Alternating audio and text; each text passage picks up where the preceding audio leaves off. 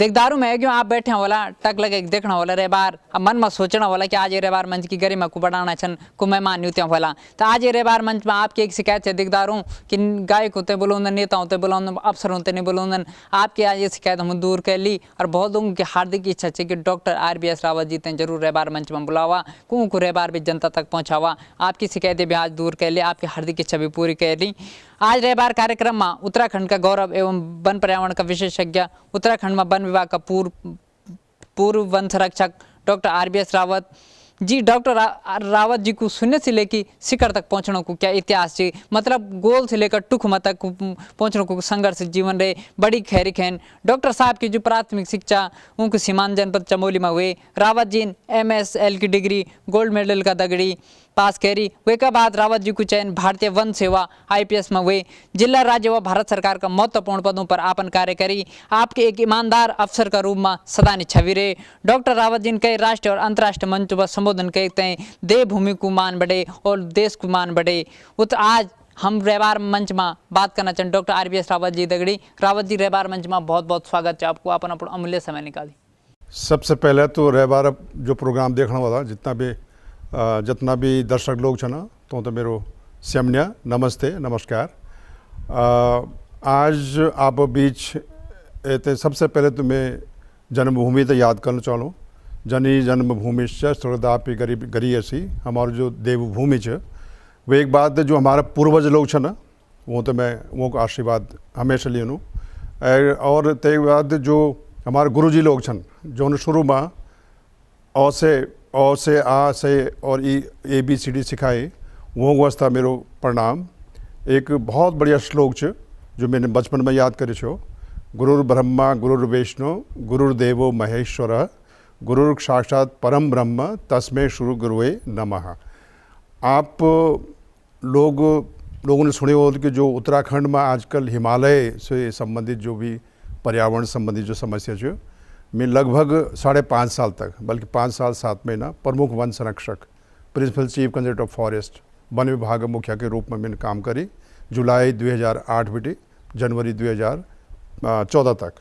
वो एक बाद वर्तमान में सरकार ने एक महत्वपूर्ण पद दे दूँ, अध्यक्ष अधीनस्थ सेवा चयन आयोग। जिम्मेदारी बहुत बड़ो है, लेकिन मैं धीरे धीरे बताऊँ कि मेरे विचार क्या है, क्या क्या परेशानी हुई आज जो पर्यावरण संबंधी जो समस्या। डॉक्टर साहब सबसे पहले हमारा तमाम दिखदार आपकी पृष्ठभूमि का बारे में जानना चाहना कि आपकी पृष्ठभूमि क्या है, कनी खैर कहना आप ते जान के बड़ी खुशी हो लो या एक अचंभा भी हो लो कि जो मास्टर जी शुरू में अ से अनार में नहीं पढ़ी बल्कि अनार अ से अविरल पढ़ी। तो अविरल में जब भी मैंने पढ़ी बचपन में तो अविरल धारा जो गंगा मैया यमुना मैया वो तो स्मरण करी थे। मैं आज प्रोग्राम में शुरू कर लूँ। आज से आस्था धार्मिक प्रवृत्ति शुरू से मेरे विचार रहे बचपन से ही। और जब दर्जा 6 में पढ़ी तो A फॉर लोग एप्पल पढ़ते छा, मैंने पढ़ी A for affection, B for benevolence हितकारी कार्य।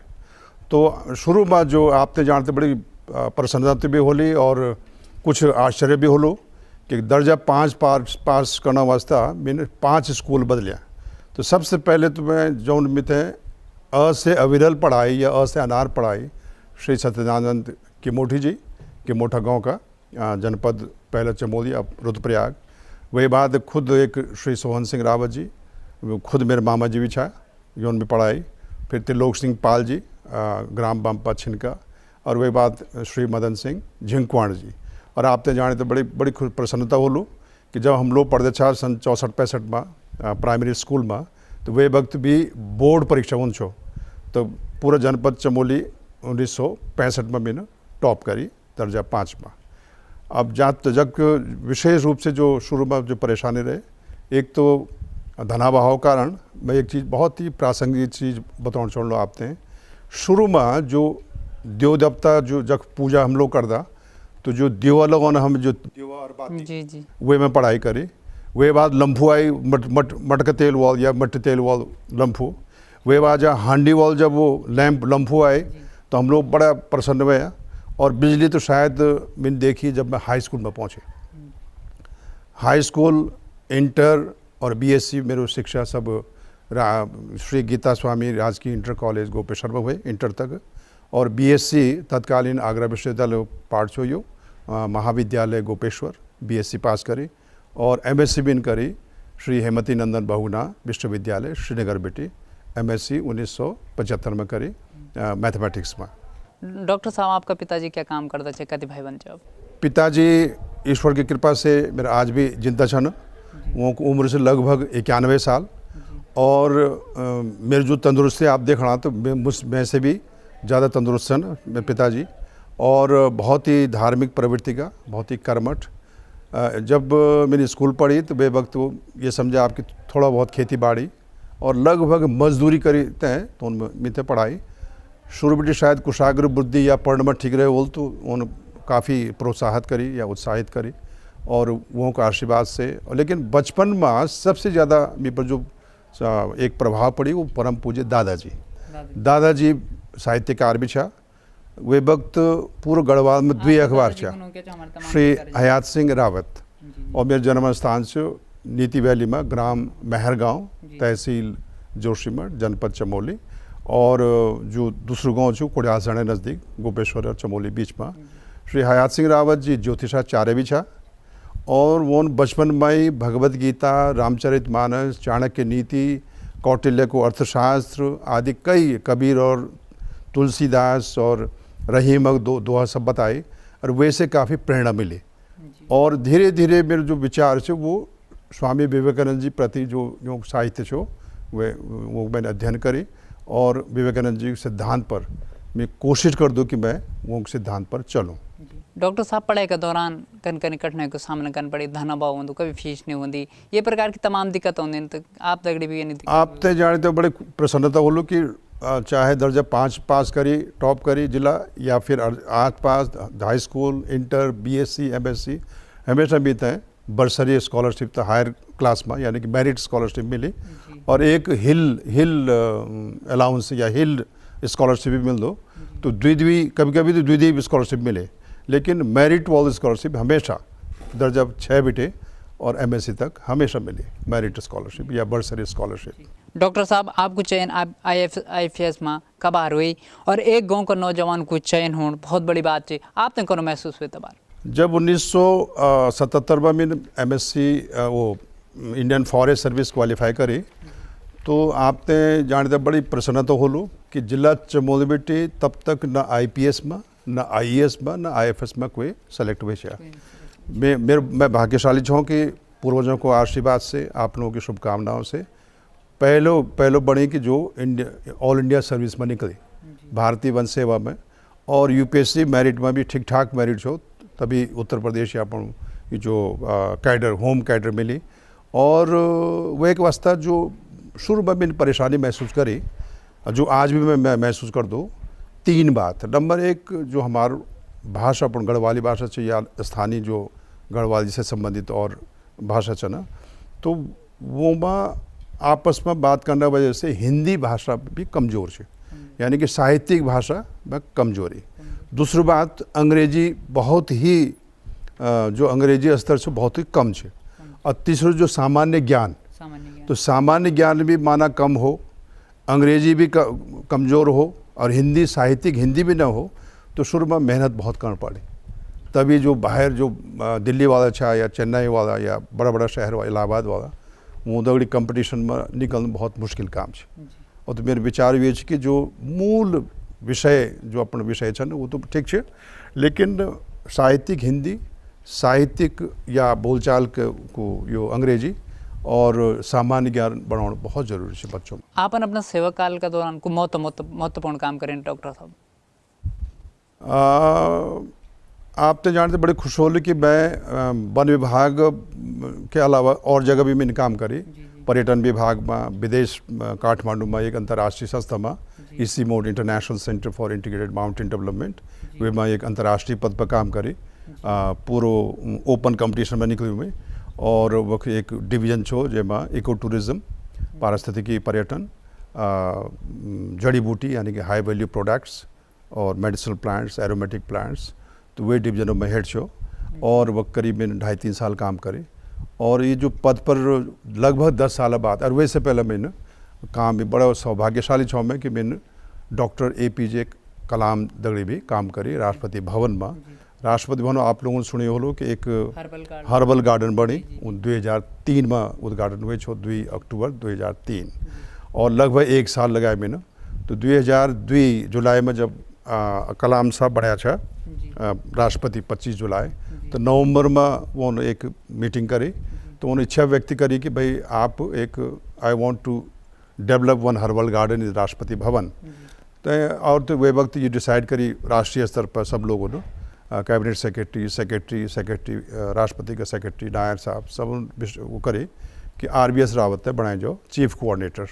तो मीन सब जो राष्ट्रीय स्तर पर हमारे ओछन जड़ी बूटी से संबंधित संस्थान, national botanical research institute Lucknow, CMAP central institute of aromatic medicinal plant, then ITRC Indian toxicological research centre and जो CSR है इंस्टीट्यूशन CSR का कई इंस्टीट्यूट और भी यूँ दड़ी कोऑर्डिनेट समन्वय करे थे मैंने ये हर्बल गार्डन बनाए।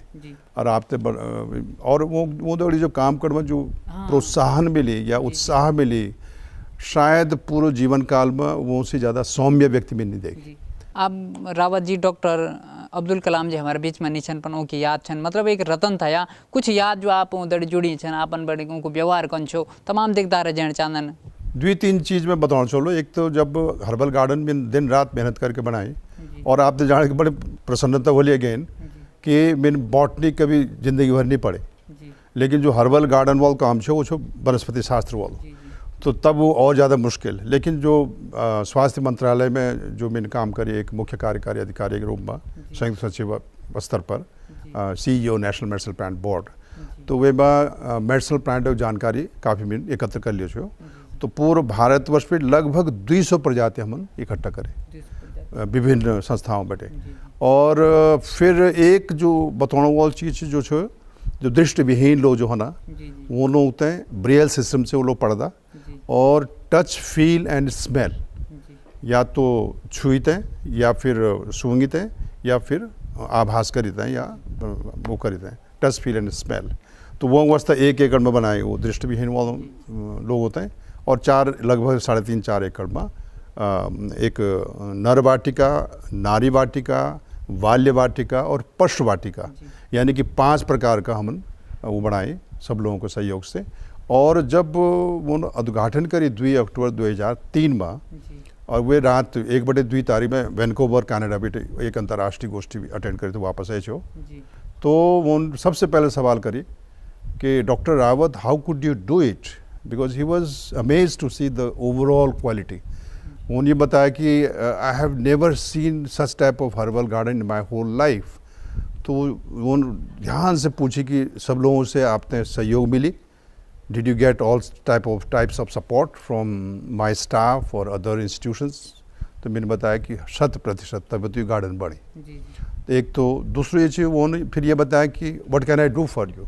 ही वॉज सो हैप्पी कि उन्होंने बताया कि मैं आपके लिए क्या कर सकता हूँ या what can I do for you.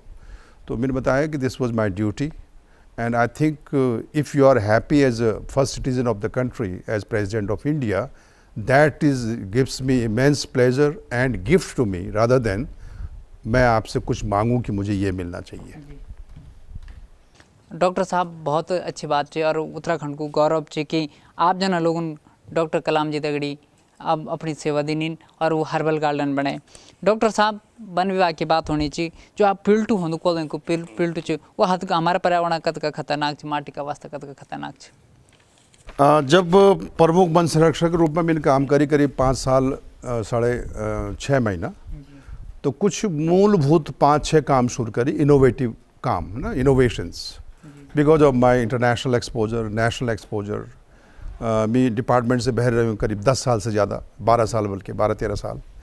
तो वे अनुभव आधार पर मैंने काफ़ी 40-50 देशों भ्रमण भी करी, राष्ट्रीय अंतर्राष्ट्रीय गोष्ठी में मैंने प्रेजेंटेशन देनी वन पर्यावरण कृषि वानिकी जलवायु परिवर्तन और ये जड़ी बूटी के बारे में जो सुगंध प्रजाति छन यों के बारे में।